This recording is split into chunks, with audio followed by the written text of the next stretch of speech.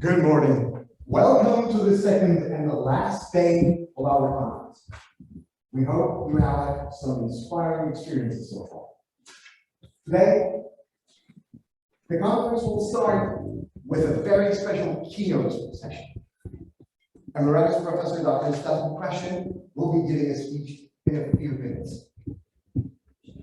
We sent him an invitation to participate in our conference as a keynote speaker almost a year ago, but we did not have high expectations for his approval. And when we got a message from him, we felt fascinated. We are so excited and delighted as he took his time to be here with us in our first language for all conference. His studies, theories, and publications have always inspired us and shed a light to many researchers and scholars in various fields.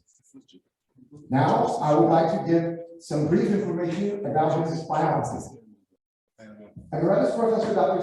Krashen completed his PhD in linguistics at UCLA in 1972 and is currently an Emeritus Professor of Education at the University of Southern California. Krashen is the author of more than 525 articles and books in the fields of bilingual education, neurolinguistics, second language acquisition, and literacy. He has received numerous awards, including the Mullenberger Award in 1982, given for his book Second Language Acquisition and Second Language Learning. The Pimsleur Award, given by the American Council of Foreign Language Teachers for the best published article in 1985. The Dorothy C. Mackenzie Award for distinguished contribution to the field of children's literature, Children's Literature Council of Southern California. A Doctorate of Humane Letters awarded by Lewis and Clark College, Portland in 2011. And the Kenneth F. Stipland in Defense of Good Teaching Award, College of Education, University of Arizona, in 2019. Now, it's time for you, Professor, to give your presentation to this enthusiastic audience. By the way, you can find a handout which belongs to the session in your conference pack. Okay, can you hear me? Because I can't hear you very well. We can. Raise your hand if you can hear me and it's clear. We can hear you. Right, wonderful. Good. Thank you. Is it clear from our side? No, but I'm getting old. I'm getting used to this. We can hear you very clearly. Very, very good. Very good. I was shopping for a hearing aid today already. Let me tell you what I want to do. I want to begin with telling you a little bit about me and what I've been doing for the last month, the last few weeks or so. Actually, I've been home for 2 years. When the latest pandemic began, I stayed home and I really haven't left the house for about 2 years, except occasionally to go shopping. And I want to tell you about that. And being home is a lot of fun.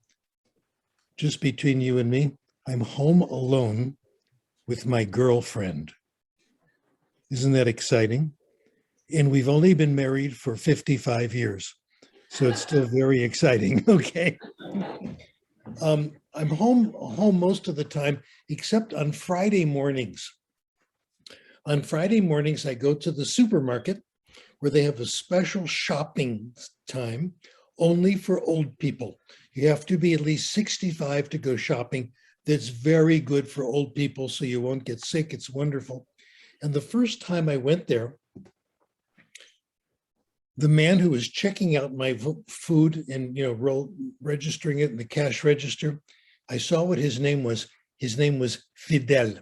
Now, Fidel is a Spanish name. So I assume, since I live in Los Angeles, that he's probably from Mexico. So, of course, I started speaking Spanish to him. I have to tell you, Spanish is not my best language. It's like number 4, number 5, depends on how I feel. He answered me in English. Oh, no. Then I found out he was ordered to do that. He said, the bosses say, you must always speak English to everybody. Isn't that terrible? So I was ready. I answered him in Spanish. I said, Fidel, Tú puedes ayudarme. You can help me. Mi meta es hablar español como ustedes. I want to speak Spanish the way you do. He liked that. I said, please, por favor, hablamos español. Let's speak Spanish. He said, wonderful.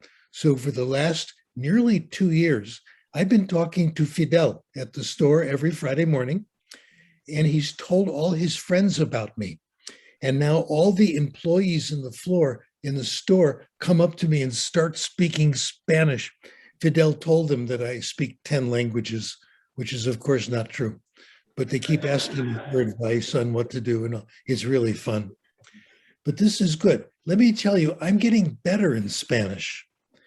I've been speaking Spanish to Vitel Friday mornings for about a minute. That's all, because he's busy. He's got other customers, so I can't take all his time. But I'm getting better, but it's not from talking to Fidel. I only talk to him for about 30 seconds. He talks to me for about 30 seconds, but I know I'm getting better. He's talking more quickly, and he's using more idiomatic language, and we're gossiping. We're talking about people. Who was it who said, if you don't have anything good to say about somebody, come sit next to me, okay? So that was from President Theodore Roosevelt's daughter. I think that's a good attitude. I'm getting better, but not from talking to Fidel. Oh, I should tell you this. My friends tell me I'm getting better. I've got a couple of friends who are fluent in Spanish, and I try to speak Spanish with them. And the last time I saw one of them, she said, Steve, your Spanish is so much better. What are you doing? It's not from talking to Fidel. He's not correcting my mistakes. I'm not studying at home. Here's what happens. When I go home, I start reading in Spanish. I'm doing lots and lots of very, very easy reading. You know, those of you who are English teachers, like the Longman series, the Newberry series, they're called graded readers, simplified stories. I've read this many of them for sure. And they're getting better and better and better. They're becoming literature. I have favorite authors now in graded readers, and I can now read authentic Spanish. It's not so hard anymore. So I'm making good progress. It's coming from reading. I'm actually using a method originated by Benico Mason, and I'm going to tell you a little bit about that later. So I'm getting better from reading, from only reading, not doing anything else, not from error correction, not from practicing speaking, but only from reading.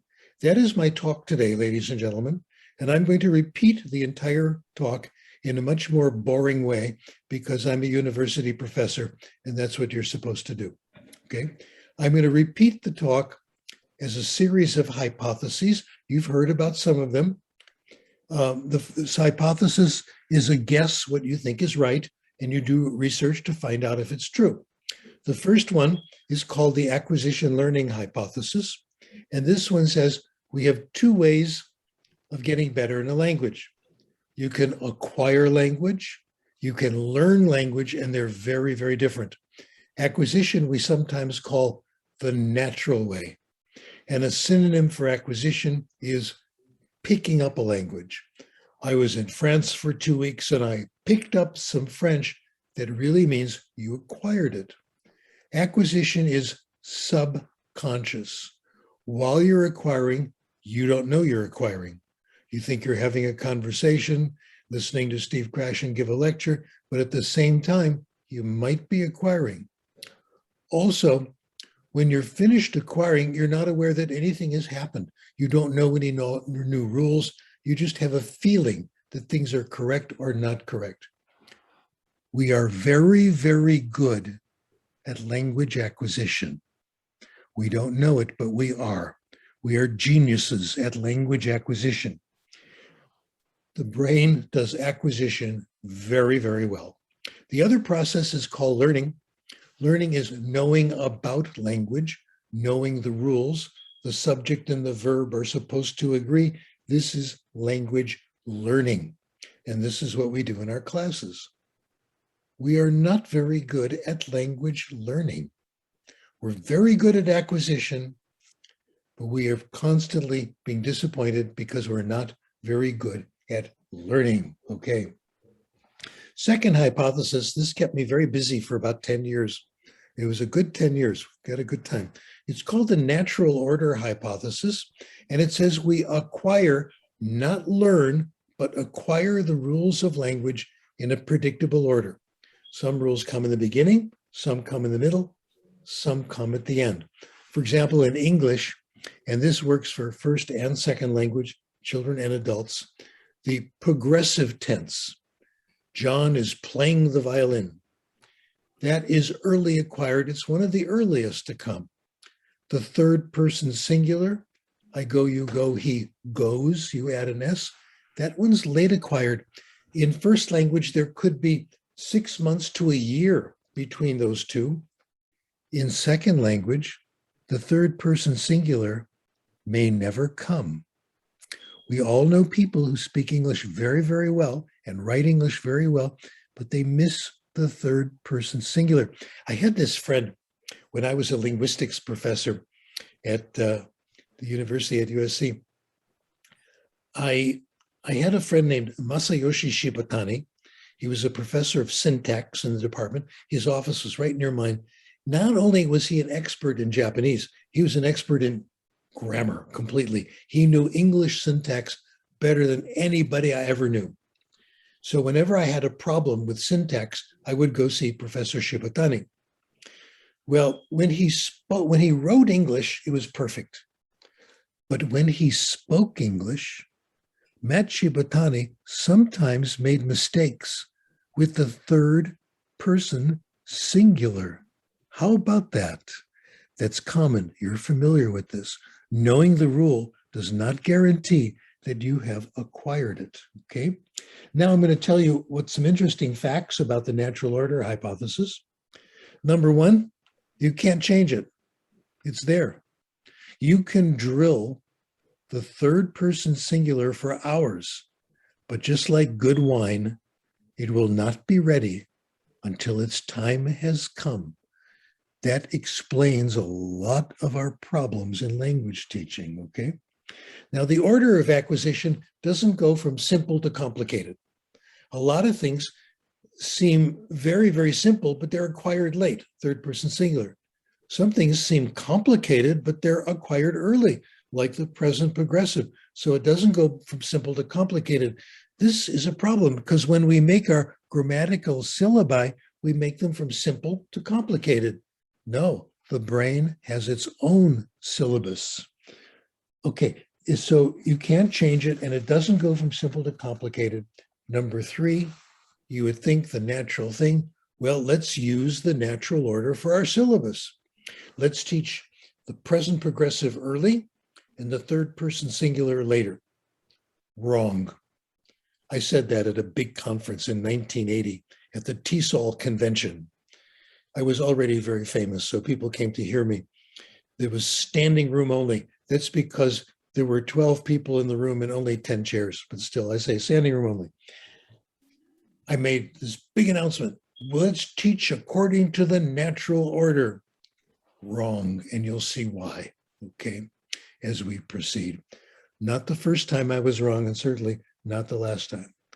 The next hypothesis tells us how we can use consciously learned language. Consciously learned language we can use only as an editor or a monitor. You're about to say something, let's say in English, and you're about to use the third person singular. You can think of the rule, get it ready, or make a correction to what you've written and get it right. This is very hard to do. It's very difficult. First of all, if you want to use your conscious grammar to correct yourself, you've got to know the rules. We don't know the rules. We have only, I'm using Noam Chomsky's vocabulary here, we only have described fragments, even of English grammar. We spent a lot of time on this. How can we correct everything? How can we get it all right if we don't even know all the rules? We don't know all the rules. The best teachers don't know all the rules. The best students don't remember all the rules in class. It is absolutely hopeless, in my opinion. We can't learn them. They have to be acquired. Number two, if you want to monitor and correct yourself and correct if you've written, you've got to be thinking about correctness. You got to be thinking about grammar. This is hard to do. It's hard to speak another language and pay attention to your grammatical accuracy at the same time. This is like patting your head and rubbing your tummy at the same time. It's very, very hard to do. Well, I'll tell you what I used to do. This is confessions. When I was speaking another language, I would plan my next sentence while the other person was speaking, so I could make sure I could monitor and get it all right. You know that this is suicide, okay? You come off with this beautiful sentence, you got it perfect, but you weren't listening. You were busy trying to do subject-verb agreement. And the person says something that has nothing to do with what you said, okay? So this is not a good strategy. Finally, if you want to correct yourself and focus on grammar, you've got to have time.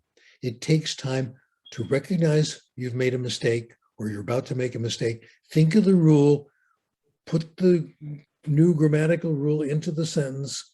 It takes a lot of time. We don't have time to do that when we speak. The only time we can do this is when you're taking a language class and they give you a grammar test. Then it might work, okay? Because you know the rule because you've studied it in class. You're thinking about correctness and you have time to apply it because it's usually a written test. But in our studies, we have found even when these conditions are met, people don't use grammar very well. They still make lots and lots of mistakes. Well, let me come to the big part here. If we can't use grammar very well as a monitor, how do we acquire language? How does it work?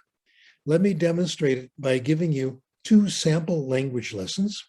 And I'll use a language possibly some of you speak, maybe a few of you do, possibly some of you have studied it. I'll give you 2 lessons and you can tell me which of the 2 you think is better. Here's language lesson number 1. Wir werden jetzt anfangen, Deutsch zu lernen. Und ich möchte Ihnen voraussagen, dass nach meiner Meinung Deutsch ist eine sehr schöne Sprache und ich hoffe, dass Sie alle sehr viel Erfolg mit Deutsch haben werden. What do you think? Good lesson so far? You think if I kept talking to you like that, you'd pick up German? How about if I slowed down? Actually, that wasn't very fast. That wasn't the problem, as you'll soon see, okay? How about if I wrote it on the screen and you copied it down? That doesn't help. How about if I said it and you repeat it? None of those things matter. None of those things mean anything.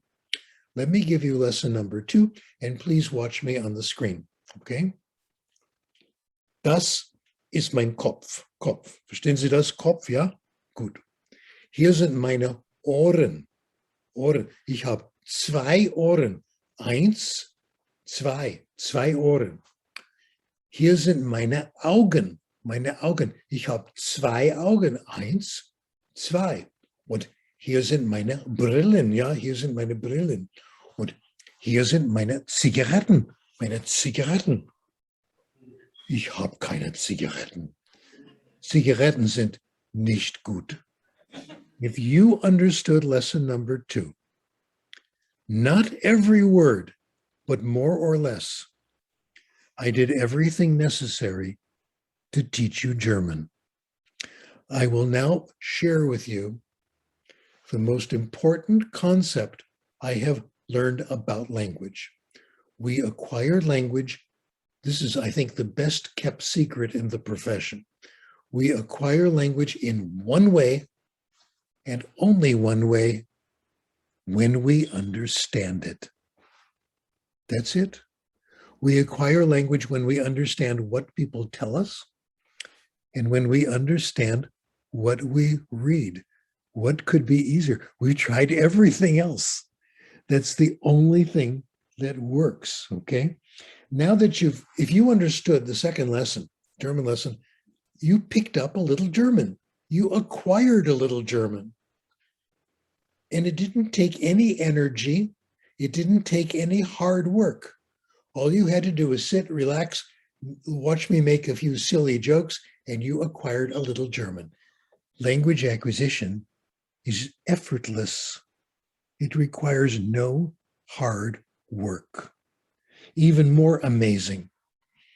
Take a deep breath till I tell you about this. Language acquisition is involuntary. You acquired some German and you had no choice. Isn't that amazing? This is a very Chomskyan idea, let me tell you. Language acquisition is involuntary.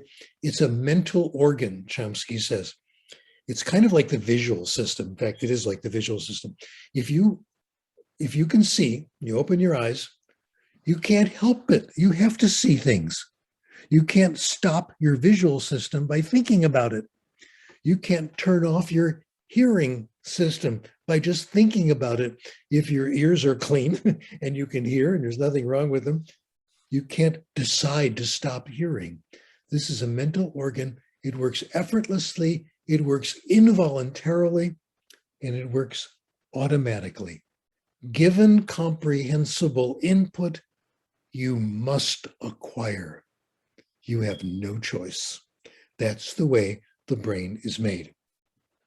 Well, an important corollary of this, the ability to speak is the result of language acquisition, not the cause. Wow. If you want to speak another language, you can't do it by practicing speaking. You have to get comprehensible input, then the ability to speak gradually comes on its own. It emerges over time. I'll never forget my first practice teaching lesson. I had a class and I was being watched by the supervisor and I told them a story in English. I thought it was pretty good. Supervisor says, no. You shouldn't be talking. The students should be talking. I know now he was wrong. It's good when you talk because that's how they're going to get comprehensible input. When they talk, they're just showing you what they know. It comes when they understand what you're saying, okay? If you talk, here's some good evidence for this. If you try to use a language and you try speaking it before you're ready, it doesn't help and it's painful. I wrote a paper on this called Down with Forced Speech. And I'll tell you where I got the idea. My daughter is one of the heroes of the story, okay? When she was about, 5 years old, which is 52 years ago. Anyway, she had a little friend, a neighborhood child, another little girl, and I would bring the girl, my daughter, to their house and they would play. And then one day I was asked by the mother, come by in an hour because I have to leave and go to my class. She was taking a Spanish class at the local community college. So of course I came over, I got the girls, I said, come on girls, we're going to my house, we're gonna have a good time. And my friend, my neighbor said, wait, I've got to go take my medicine, my pill. She takes her glass of water, takes the pill, drinks it. Now we were very good family friends. So I could ask her this. I said, what was that? She said, actually, that was Valium. Today it would be Prozac, anti-anxiety medication. She says, I have to take this before going to this class. I said, you take anti-anxiety medication? Why do you need it? She said, Spanish class. It makes me so nervous. What she actually said was, it freaks me out. It's horrible. It's bad when you have to say things and you haven't acquired them. When you have to say things that you've consciously learned but haven't acquired, it's very uncomfortable and it doesn't do you any good. Wow. Well, when I got home, first thing I did is I started looking at the research and I found my neighbor was absolutely right. If you look at research done in beginning language classes, the highest anxiety-provoking activity is talking, when students have to talk. when you call on students, they have to answer or they have to give an oral report. So it doesn't work and it's very uncomfortable. That should be telling us something. I want to give you some of the studies that validate this. They're experimental studies, but I like the anthropological studies. A researcher named Sorensen did a really good study in South America in the Amazon Valley. He went to an area where there were like 10,000 people. That's not a lot of people, 10,000 people. If 10,000 people come to a stadium to watch a football, a soccer game, that's not very many. It's kind of embarrassing. So there wasn't very many. 24 languages spoken in this small area, only 10,000 people. The languages were not related to, a couple were, but for the most part, they weren't all related to each other. If you know one, it may or may not help you with another one. How did they do it? They became bilingual, trilingual. During their lifetime, they would pick up 4, 5, 6 languages. They had to learn mommy's language. They had to learn daddy's language. You had to marry someone who didn't speak your language. Isn't that interesting? I violated that with my wife. She speaks English. What can I do? Anyway, Sorensen interviewed the people and asked them how they got so good in the languages. Very good move. First of all, they didn't try speaking until they felt ready. And they waited a while. They waited, they listened until it was comfortable. Another thing they did, they had the confidence that they would pick up the language.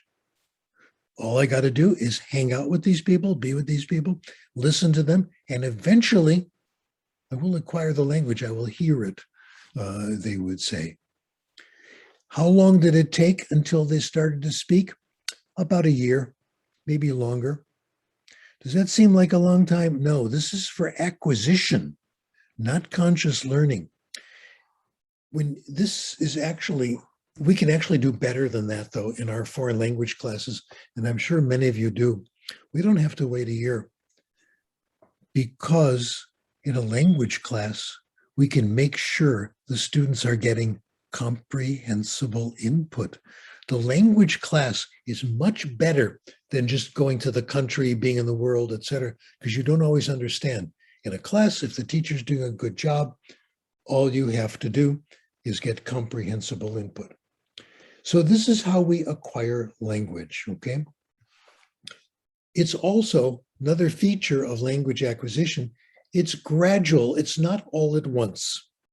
Research done at the University of Illinois, they do beautiful research there. I've learned so much from their research. They say that this is for first language. We found it's true second.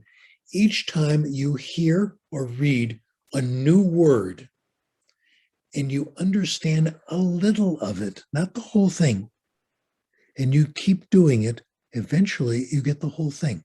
It might take 15, 20 times of listening to it in slightly different contexts, but you eventually acquire it, and it's the most efficient way.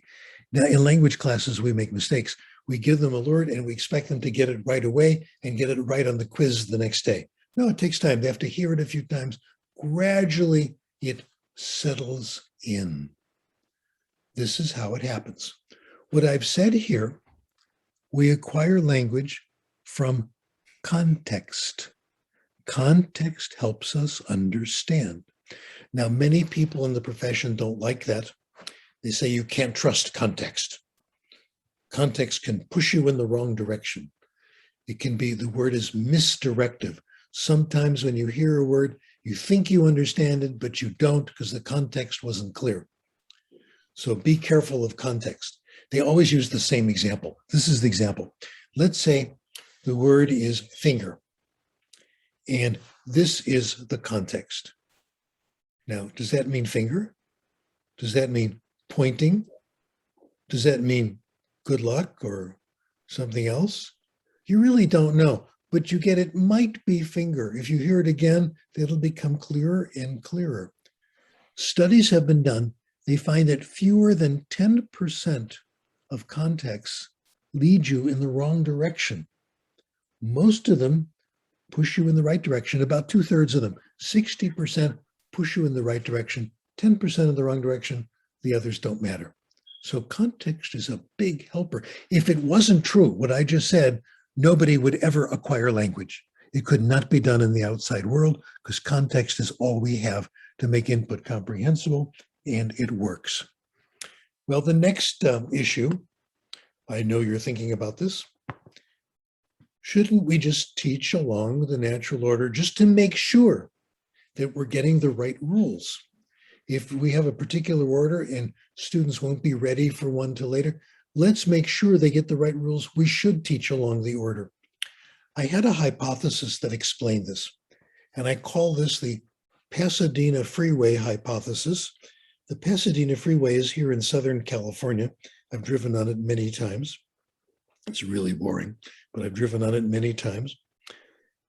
And driving along, I had this hypothesis, which I'm going to share with you.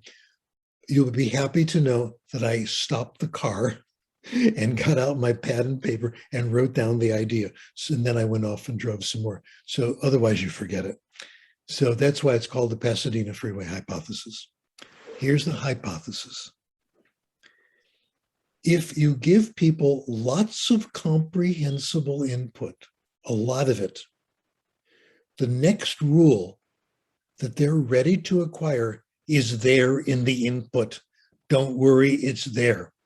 More comprehensible input, don't worry, the rule is there. People who work in diet know all about this. There's two positions when it comes to diet. Some people think you've got to take your vitamin pills. Get up in the morning, take your vitamin pill, vitamin B12, etc. The other group says, don't worry about it.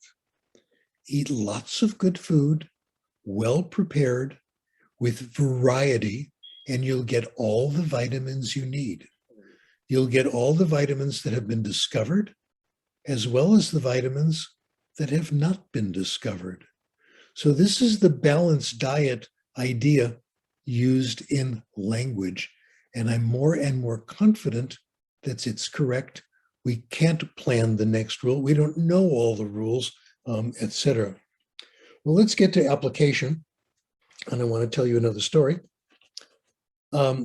This one happened to me, oh God, before I was at home, I used to drive into Los Angeles. I live on the outside of Los Angeles in one of the suburbs. And the ride I went there twice a week regularly. And it's like a 30, 40-minute drive, really boring. And I had to go to Los Angeles because, first of all, my grandchildren live in Santa Monica near Los Angeles, and I'm hopelessly addicted to my grandchildren. Some of you, if you don't understand that now, you will understand it someday, okay?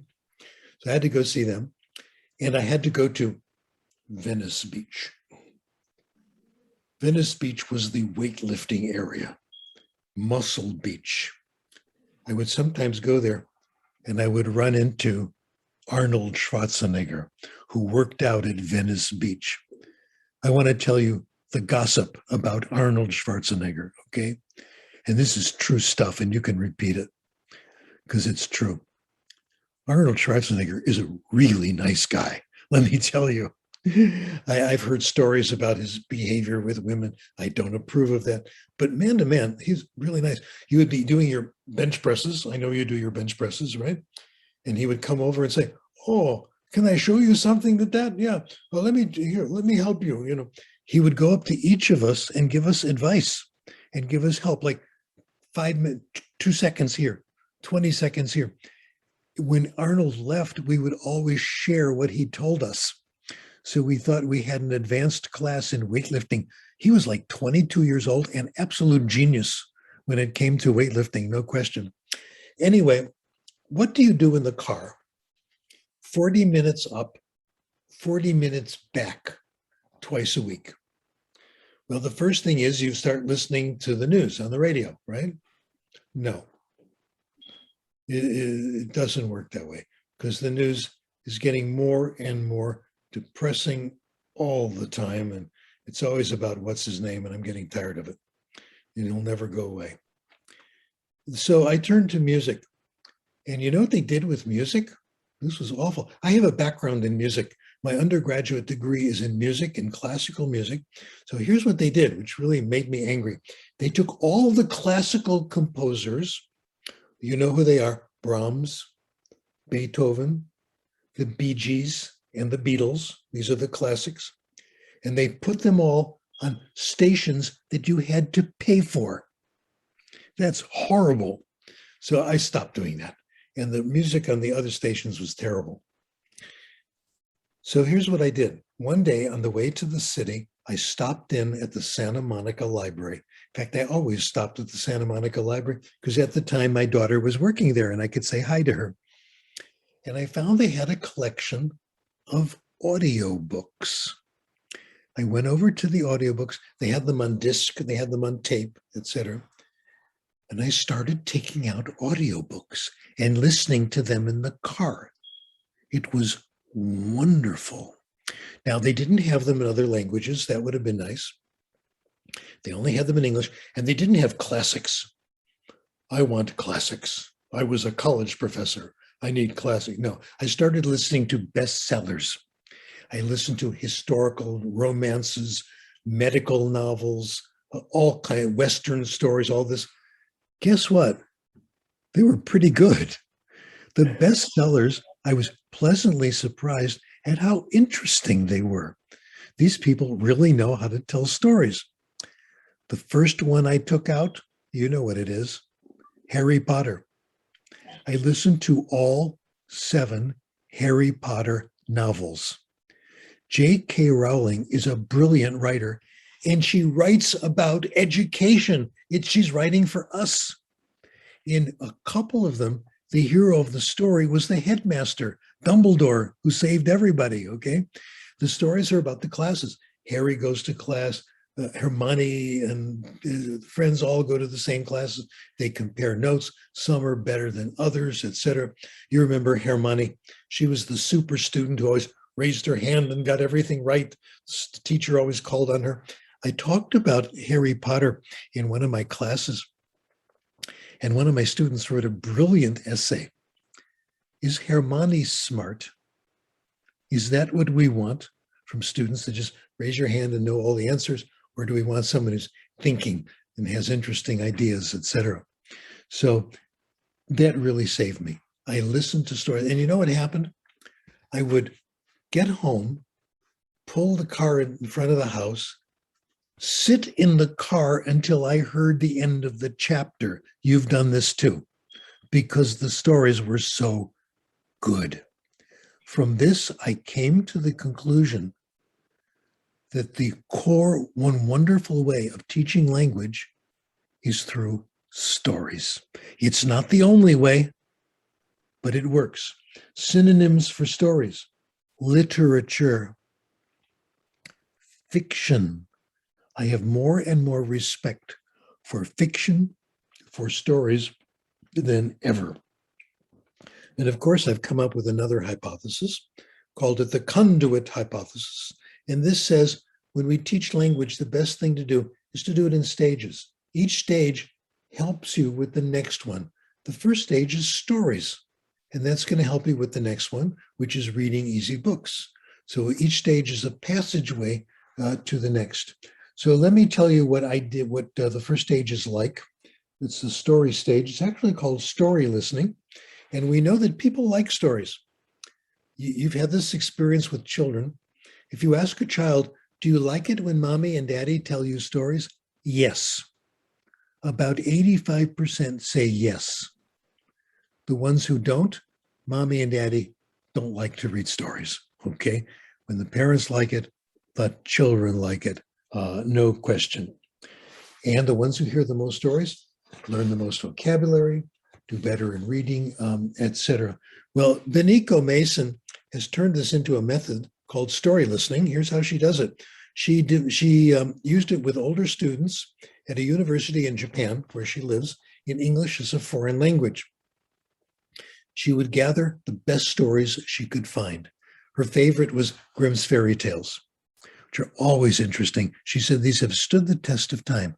She would prepare them in advance, picking out the hard parts and preparing explanations. like drawing a picture. There were two men, a picture of a man. They lived in a house, here's a house, etc. They had a big dog, picture of a dog. She got very good at drawing. And explaining in simpler words when it wasn't comprehensible, etc. English class, EFL class, became story time. They were not tested on the story. They didn't have to repeat it. They didn't have to translate it, retell it. They just listened to the story and enjoyed it. The story always had words they didn't know. They were not encouraged to write down those words, study them on your own. No, she didn't give them lists to study. No. Listen to another story, and another story, and another story. If you listen to lots of stories, the words that are the most frequent will come back again and again and again. It's beautiful. Teachers have said, how do you make sure they get the frequent words? Well, they'll come back because they're frequent. That's what they say. It automatically happens. That's how we all acquire languages. We did a couple of studies. I did a couple of studies with Dr. Mason. In one of them, we compared what happens if you just tell more stories or you interrupt it with skill building activities. Draw a line from the word to the definition, write 3 sentences. Didn't help. You're much better off telling another story. So a student, the first 1 or 2 semesters, could hear several hundred stories, all of them interesting. It's story time. Beginning language teaching has become story time. Well, let's now go on to the next stage. The next stage is to use a method of teaching reading, which Benico Mesa calls guided self-selected reading, based on reading comprehensible books that are written for language students. And again, I'll tell you again, these books have gotten so much better over time. I've read a lot of them in Spanish, let me tell you. I'm sure I've read at least 100 of them. And there some, I know which authors now to look at, and there's some are very, very good, very interesting. That's what we're looking for. Okay. What happened with this is her students started doing guided self-selected reading. And then after about 3-4 semesters, 2 semesters, let's say, of listening, and another 2 semesters of guided self-selected reading, she allowed the students to take tests. They volunteered to, they wanted, how well are we going to do on the real tests? She allowed them to take the TOEIC examination, just for experimental purposes to see how they would do. The TOEIC examination is from 0 to 1,000. If you get 250, you're ready to start reading. If you get 600, 700, you're good. You're well into academic language. You're getting very good in the language. What happened? What are the results? Here's what we got. The average student would gain about 0.5 point on the TOEIC for every period, every hour that they listened to stories or read. Isn't that wonderful? What that means is, if you do the math, that if they do that for several semesters, they will gain hundreds of words. Their score will move all the way up to the 600, 700, 800s, and that's what we have found. This absolutely works, and it leads to the acquisition of academic language as well, because they're in those stories. I want to give you some extra details. We've been putting together evidence on this, since the year 2000. We've been finding studies that show more reading leads to more vocabulary, more grammar, etc. This one's one of my favorites. It was brought to my attention by Fei Shin, one of my former students, and I worked with Fei and her other author in getting it done. Concerns a girl named Sophia. Sophia's first language was Mandarin, Putonghua, and she came to the United States and got pretty good in English to the fact where she was considered fluent. Then when she entered middle school around 8th grade, about 11, 12 years old, she started taking all regular classes. And at the school she went to, when they entered school in the fall, they gave them a test of English. Then at the end of the year, they gave them another test to see how much they improved. Let me tell you what happened to Sophia. She didn't go up during the year. During the year, she got worse. Oh my goodness. She did worse on the test. Then she went home for vacation over the summer. In the beginning, she was here. Then she got bad. Over the summer, she got better and better and better till she was better than she was the previous year. So here she was at the beginning. Then during the school year, she got worse. Over the summer, she got better than she was before. What do you think she was doing over the summer? Over the summer, she went to the local public library and was reading for fun. She read the novels that girls her age like to read. I've read a lot of these novels. I think they're excellent. Nancy Drew detective stories. I've read a few of them. They're good. Sweet Valley High with Sweet Valley Kids, Sweet Valley, they did Sweet Valley Grown-Ups, etc. So a whole long series.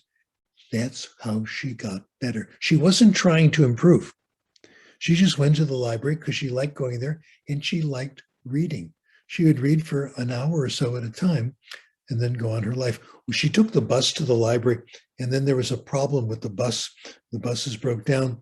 I'm sorry. No, she got a ride from her mom. Then her mom couldn't take her. She and her little brother took the bus. So I finally got the story right. That's how important it was for her to go to the library.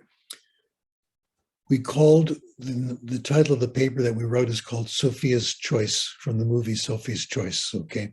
Because it was her choice to do the reading and it really worked. That's one of many, many studies that do this. If you want to see more of this, there's plenty more. You can get my book, The Power of Reading, and you can download it for free, ladies and gentlemen. It's right there. I started doing that because I found that books were very expensive and nobody was buying the books because they couldn't afford it. Books, technical books still do. They cost $40, $50, etc. The first hardcover book that I was included in an edited collection was like $120. I can't afford books for that kind of price. So I started putting things in digital so people could download them for free. You can download that book and others, and you can share it. It's fine with me. It's okay. I wish it was even easier. Now, this is fiction. Fiction that did it. It was the fiction that Sophie read, and it was fiction reading that other subjects did in the graded readers, etc. Study was done at the London Center for Longitudinal Studies.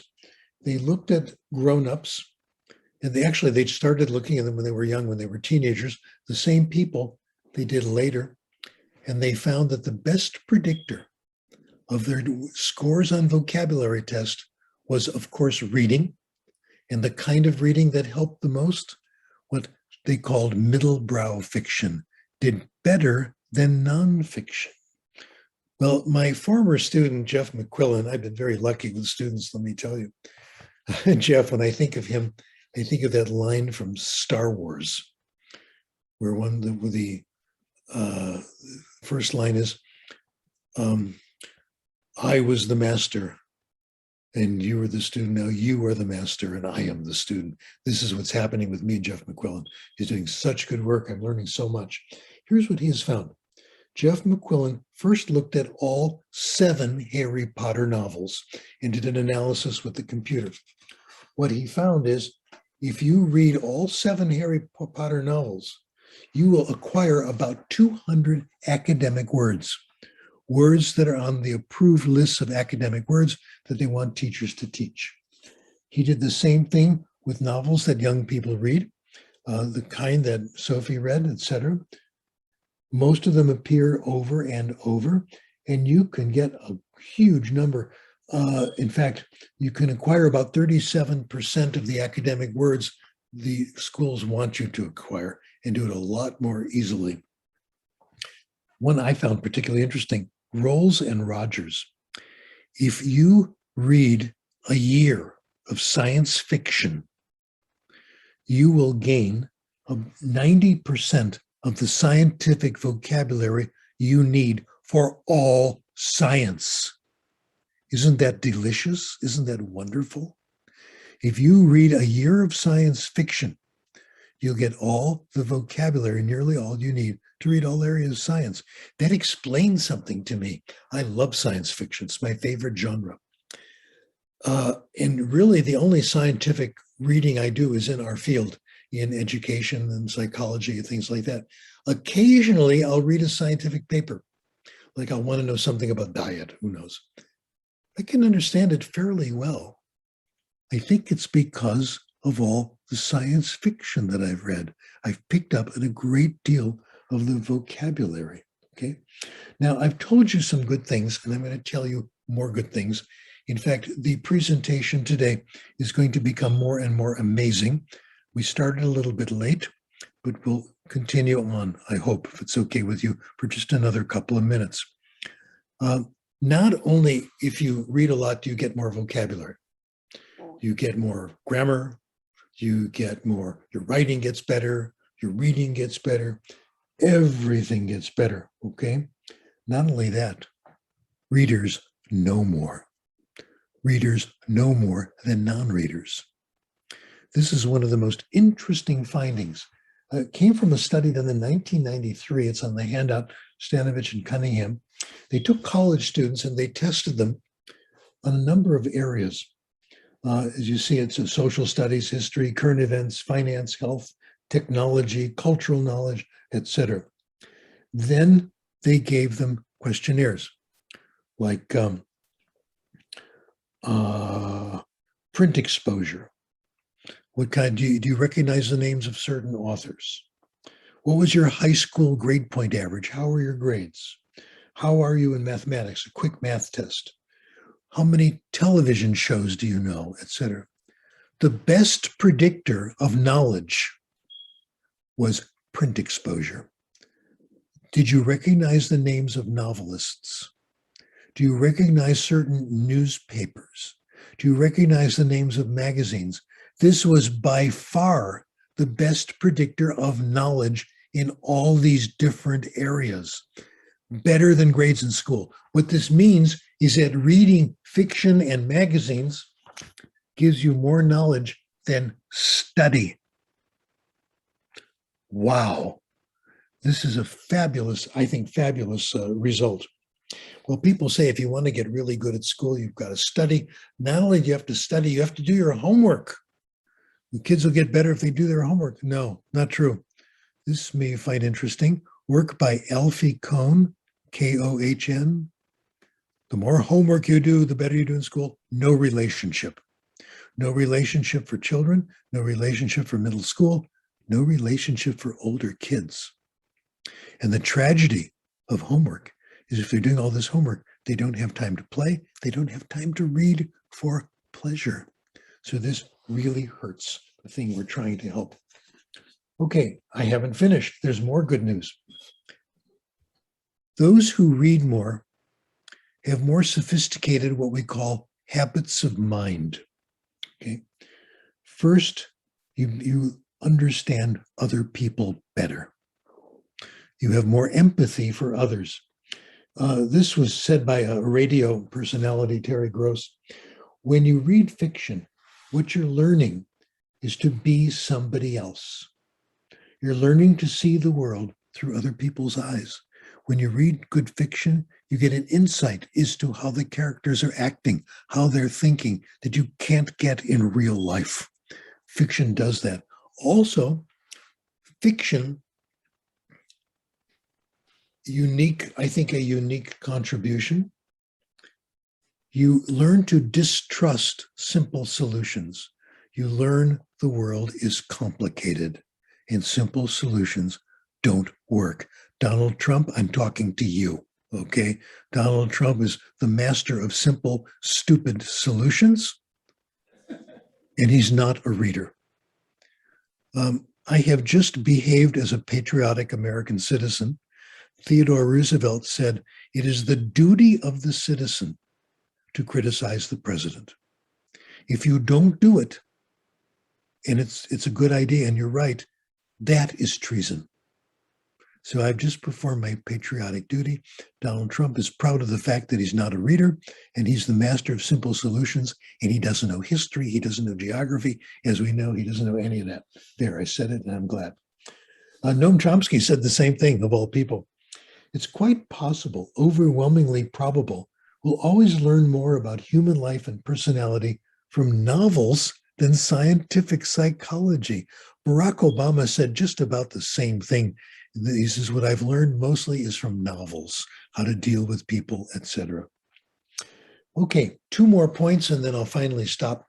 If all this is true, we have to be very concerned about access to books. We have to be very concerned that students have a chance to do wide reading, okay? If they're not wealthy, where are they going to find the books? They find it in the library. The research on libraries is spectacular. I'll give you one name. It's on the handout. His name is Keith Curry Lance. His work is in the United States. He worked for the Colorado Department of Education. And they asked him this question: is knowing things, knowledge, all this, is it something we should throw money at? He said, yes. But we have to aim it carefully. We have to aim it at schools and at school libraries and public libraries. The better the school library, the better the public library. And if they have the presence of a librarian who can get the right books, help the children find them, then reading scores go up. Isn't that wonderful? Finally, self-selection, my final point. We do much, much better when we select the books ourselves. We can make sure books are truly interesting, truly compelling if we select them ourselves. What happens to me, and I'm sure it happens to you, you get a friend and your friend says, you know, you really should read this book. I got it for you. And then they come by 2 weeks later and they say, how'd you like the book I gave you? And you haven't read it, okay? This happens to me again and again. Someone selects a book and gives it to me as a gift. I don't want to read it. That's assigned reading. It's not what I have in my plate, what I want to read right away. So this humorous Garrison Keillor says he has a whole shelf of books that are gifts. He hasn't read a single one of them. Every time he goes by the shelves, he feels the books staring down at him, making him feel guilty. There is an exception to this. There's one person in my life, when he recommends a book, I drop everything and I start reading it right away. He's always been right because he knows me better than I know myself. This is my son, who's now 30 years old and a college professor. Oh my goodness. Okay. The real Dr. Krashen, I refer to him as. Okay. Now, final point. I want to tell you my experience, and I want to know if it's the same with you. When I was in secondary school, we had required literature class. So in the United States, our 3rd year, we read American literature. The next year, we read British literature. I did the assigned reading. I took the examinations. I passed them. I don't remember a single book that I read in those literature classes. Not one. Thank you for nodding your head, okay? Because that's assigned reading. The books that I read on my own, I remember all of them. I'll tell you what they were. I read a lot of science fiction. I read Arthur C. Clarke, Robert Heinlein. They were absolutely wonderful, and I still remember them. And believe it or not, I read baseball books. Now, baseball is an American sport. I know you're not familiar with it, but in baseball, there was a series written by a guy named John R. Tunis, made up baseball team. They were fantastic. They were so good. They were so good that I mentioned it to my doctor, who at the time was working in a medical center. He was my assigned doctor, Dr. Pearl. Now I call him Seymour. We're friends now. I'll tell you why. And when he retired, I ran into him by accident. He said, Mr. Krashen, I have so enjoyed talking about baseball with you during our appointments, and those books, I started reading them. They're wonderful. Let's meet and have coffee. So I've been meeting him. We've been doing Zoom now for the last 3 years, and we still talk about baseball. I'll give you one example from this about how good these books are. There's one of these books named John R. Tunis. The manager tells this team, when you hit the ball, you're supposed to run as fast as you can to first base, and the man throws it there. If it gets there before you, you're out. He says, even if it looks like you're going to be out, run as fast as you can. 900 times out of 901, you're going to be out. You won't make it because these are professional players. But if the first baseman drops the ball, or if the throw is bad, you could lose the game. You must be impeccable. You must be perfect. Now, Dr. Pearl liked that because he said the same thing is true in medicine. You have a patient who has an ordinary disorder. You prescribe the medicine, he'll get better, but you got to make sure that's the right medicine.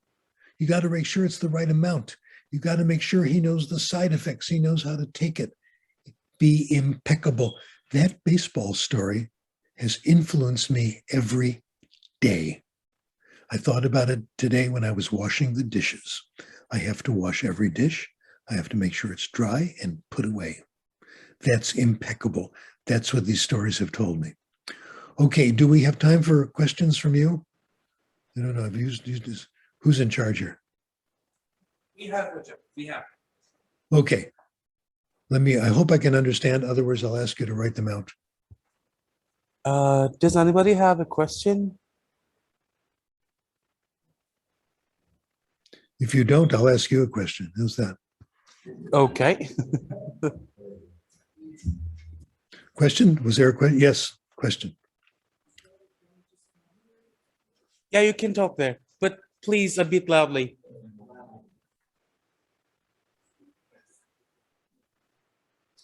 Okay. Hocam, you can come here.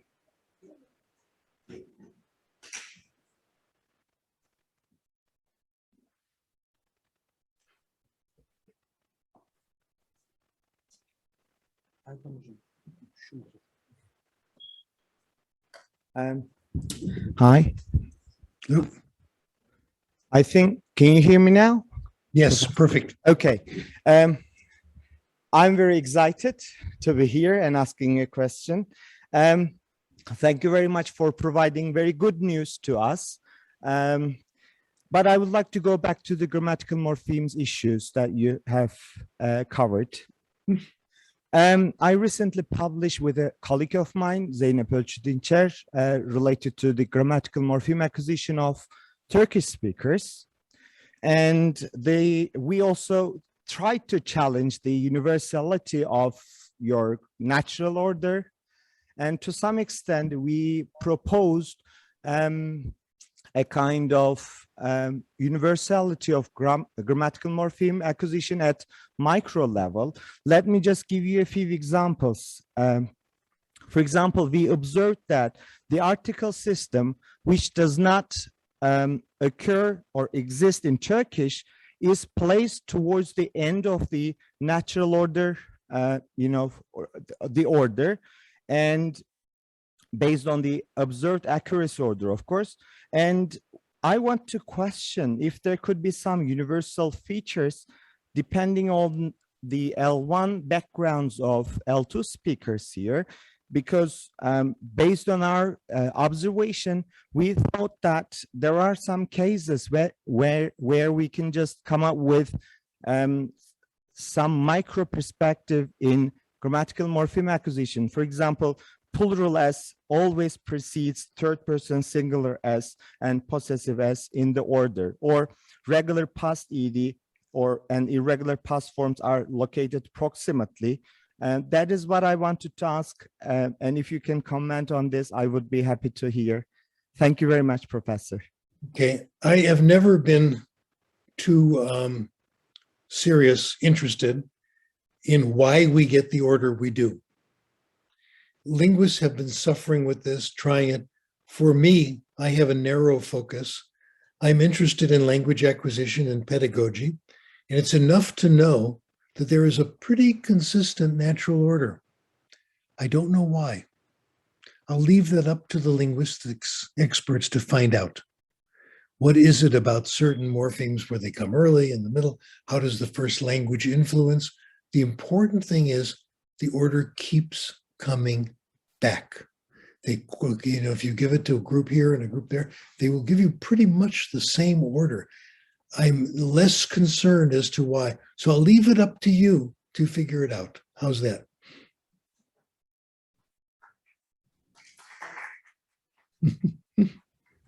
It's a good question. It's a linguistics question, but you can't do everything. Okay.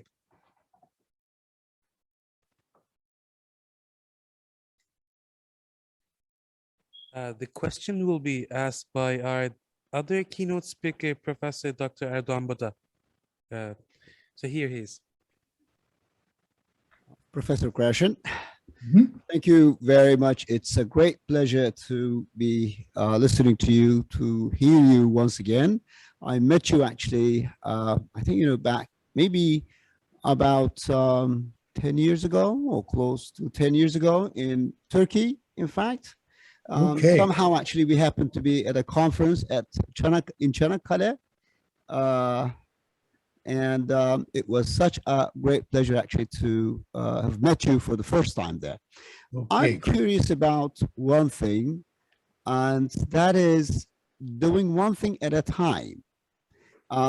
While reading, there are some people who would simply say, I prefer to listen to music and read. That way I would feel much more comfortable. But I'm not really convinced about this, to be honest with you. I prefer, for example, if I'm doing something, if I'm reading, for example, I would really like to concentrate on reading without being disturbed, not even by music, in fact, not even by actually the finest music at all. And if I am listening to music, I would prefer to listen to music, doing nothing at all. There are some people, for example, who would eat and do some other things. Are we, based on your own experiences, are we geared towards multitasking, you think? Can we do that? Or rather, very much focused on one particular thing and do it, fully and benefit from it to the greatest extent? I would like to hear your views on this issue. Okay, you will grow in wisdom by hearing my views, because I am an expert. I haven't the slightest idea. I have no idea. But I will say this, it's a great question. And I don't know of any research on this. And I would begin the research simply by asking people. Wouldn't that be wonderful? And you could start today. You could ask people to raise your hands if you like to listen to music when you read. How many of you like to listen to music when you read? How many of you don't? There we are, first paper. Some do, some don't. And I don't know why. I never thought about it. Okay, great question. If you publish this kind of stuff, just asking people, you'll be very famous and you'll help a lot of people. Very good question. I applaud you for the question. Any more questions? Okay, are we done? That's it? Okay. Hocam, thank you very much for all your efforts. And again, just a reminder, we owe you 2 cups of Turkish coffee. And you owe me more know than that. that. Okay, you owe me more than that. Yeah, I actually, this is a request. I invite you to follow me on Twitter. Okay. On Twitter, I am S. Krashen. And if you look at where the book is available in the handout, you can find a lot of other articles and some books, in fact. So I invite you to download them all and share them with your friends. I love Twitter. Twitter's so exciting, so many good ideas. So that's one way we can form the community. Great, thanks. And I accept the offer for the 2 cups of coffee. So we're closing now, Hocam. Thank you very much. Okay. My pleasure. Professor Dr. Stefan Krashen. Good.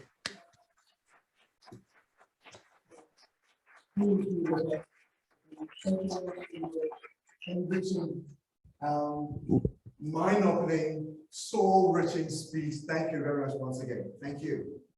My pleasure, sir. Okay, I'm going to go to bed. It's midnight in California. Okay, We're finishing now, John. Yes, see you. okay.